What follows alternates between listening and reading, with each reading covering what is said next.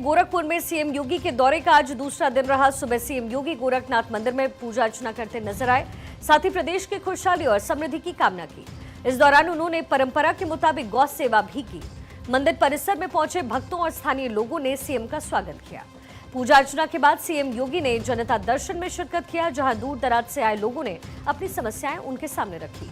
CM ने हर एक फरियादी की शिकायत और मांग को गंभीरता से सुना। उन्होंने अधिकारियों को स्पष्ट निर्देश दिया कि किसी भी शिकायत का जल्द से जल्द निस्तारण पारदर्शी तरीके से होना चाहिए। योगी आदित्यनाथ ने कहा कि शासन की प्राथमिकता है कि जनता को समय पर न्याय और सुविधा मिल पाए। इसके बाद मुख्यमंत्री औद्योगिक क्षेत्र गीडा के सेक्टर 27 पहुंचे, जहां उन्होंने 2251 करोड़ रुपए की विकास परियोजनाओं का शिलान्यास और लोकार्पण किया। इनमें सड़क, बिजली, जल आपूर्ति और आधारभूत ढांचे से जुड़ी हुई योजनाएं प्रमुख रही। इस मौके पर मुख्यमंत्री ने कहा कि गोरखपुर तेजी से औद्योगिक हब के रूप में विकसित हो रहा है और ये पूर्वांचल के लिए विकास का केंद्र बनेगा। साथ ही नौकरियों का इसे पिटारा खुलेगा। गीडा में विकास कार्यों के लिए 281 करोड़ के कार्यों का भूमि पूजन। कोका कोला का प्लांट 700 करोड़ रुपए के निवेश से लगेगा। इस प्लांट से 1500 लोगों को रोजगार मिलेगा। 3 यूनिट का लोकार्पण, जो कि नौकरी की सौगात लेकर आया है। कालेसर में आवासीय योजना लॉन्च हुई है, जिसमें 400 करोड़ से 110 एकड़ में आवासीय योजना विकसित की गई। विकास के कार्य सड़क के माध्यम से, पुल के माध्यम से, निवेश के माध्यम से, संस्थान के माध्यम से आम जन को प्राप्त हो सके, ये डबल इंजन की भारतीय जनता पार्टी की सरकार पूरी प्रतिबद्धता के साथ जनता जनार्दन की सेवा के लिए समर्पित भाव के साथ कार्य कर रही है। जब सरकारें कार्य करती हैं, जन भावनाओं का सम्मान करती हैं, तो परिणाम भी आते हैं और वही परिणाम है जो आज यहां पे 2251 करोड़ रुपए की परियोजनाओं के साथ हम लोग फिर से गीडा में आए हैं और गीडा के माध्यम से विकास के साथ साथ रोजगार की संभावनाओं को भी आगे बढ़ा रहे हैं। सीएम योगी ने कहा कि इसी जगह पर सांसद रवि किशन का भी आवास है, लेकिन पता हमें भी नहीं है। मालूम है, सीएम ने कहा कि गीडा 15,000 युवाओं को रोजगार देने जा रहा है। उत्तर प्रदेश हो या बिहार, बेरोजगारों को रोजगार मिलेगा। यहाँ पर स्किल डेवलपमेंट का संस्था बन रहा है। दिल्ली पब्लिक स्कूल की ब्रांच भी यहाँ पर खुलेगी। सीएम ने कहा कि सुरक्षा का माहौल होता है, निवेश आता है, रोजगार से समृद्धि भी आती है। समाजवादी पार्टी की सरकार थी, गोरखपुर में बिजली यदा कदा आ पाती थी, यदा कदा आती थी। ये लोग उजाले के दुश्मन थे। इनके समय में अराजकता होती थी। सामाजिक ताने बाने को छिन्न भिन्न करके ये लोग आपस में ही लड़ा करके, तुष्टीकरण की नीति पर चल करके, सामाजिक भेदभाव के माध्यम से समाज में वैमनस्यता पैदा करते थे।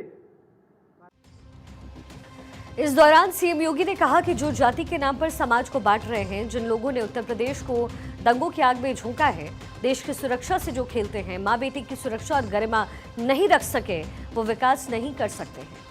जब सपा की सरकार थी तो गोरखपुर में बिजली यदा कदा आ पाती थी। ये लोग उजाले के दुश्मन थे। इनके समय में अराजकता भी थी। बहन और भाइयों, जब सुरक्षा का माहौल होता है तो निवेश आता है। निवेश आता है तो नौजवानों को नौकरी मिलती है, रोजगार मिलता है, और नौकरी और रोजगार मिलता है तो उनके परिवार में खुशहाली आती है। यही समृद्धि का मार्ग भी यहीं से प्रारंभ होता है। समृद्धि, हर जीवन में खुशहाली हो, बिना भेदभाव के नौजवानों को नौकरी मिले।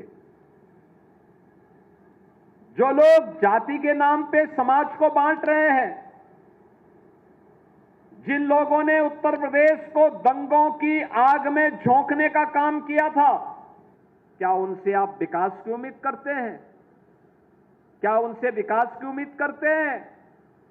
वे कभी विकास नहीं किए हैं, आगे भी विकास नहीं करने वाले हैं।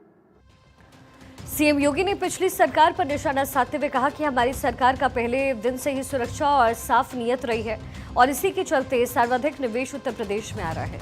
60 लाख से अधिक युवाओं को निजी क्षेत्र में रोजगार दिया गया।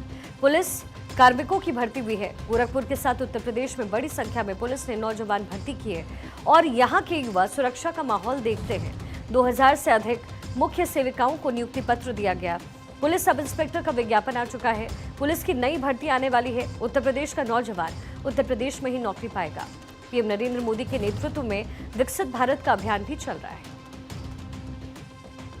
बेरोजगार नौजवान प्लान करने के लिए मजबूर होता था। आज सरकार की स्पष्ट नीति, साफ नियत और सुरक्षा के प्रति प्रतिबद्धता का परिणाम है देश और दुनिया का सबसे अच्छा निवेश आज उत्तर प्रदेश के अंदर आ रहा है। उत्तर प्रदेश के अंदर और उत्तर प्रदेश के अंदर निवेश अनुकूल माहौल बनने का परिणाम है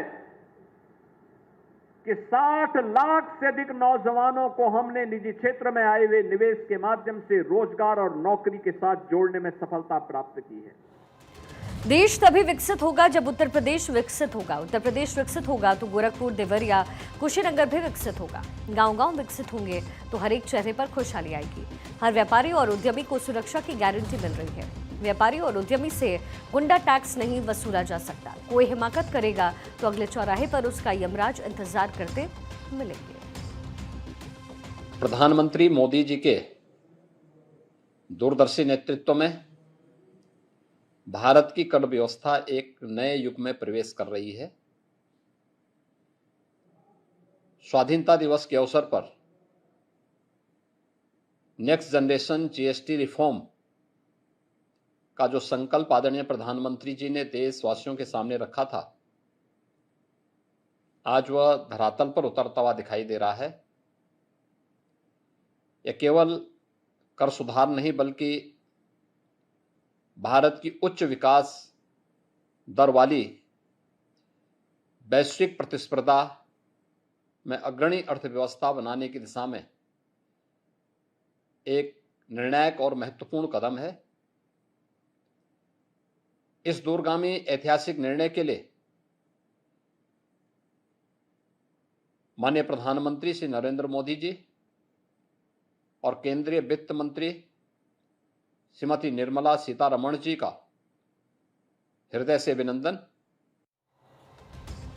सीएम ने कहा कि जिस दक्षिणांचल में लोग नहीं जाते थे वहां पर 4 लेन के साथ औद्योगिक गलियारा विकसित हो रहा है।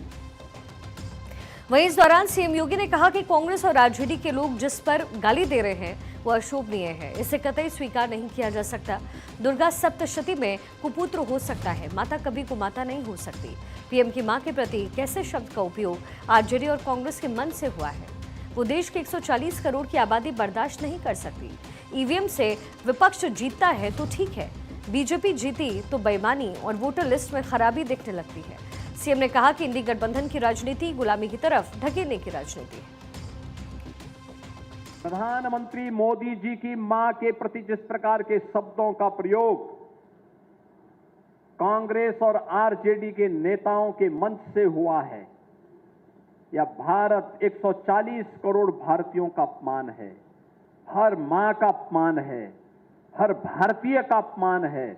और मुझे लगता है कि भारत इस प्रकार की उच्छृंखलता को स्वीकार नहीं कर सकता है। नया भारत इस प्रकार की उच्छृंखलता को कतई स्वीकार नहीं कर सकता है।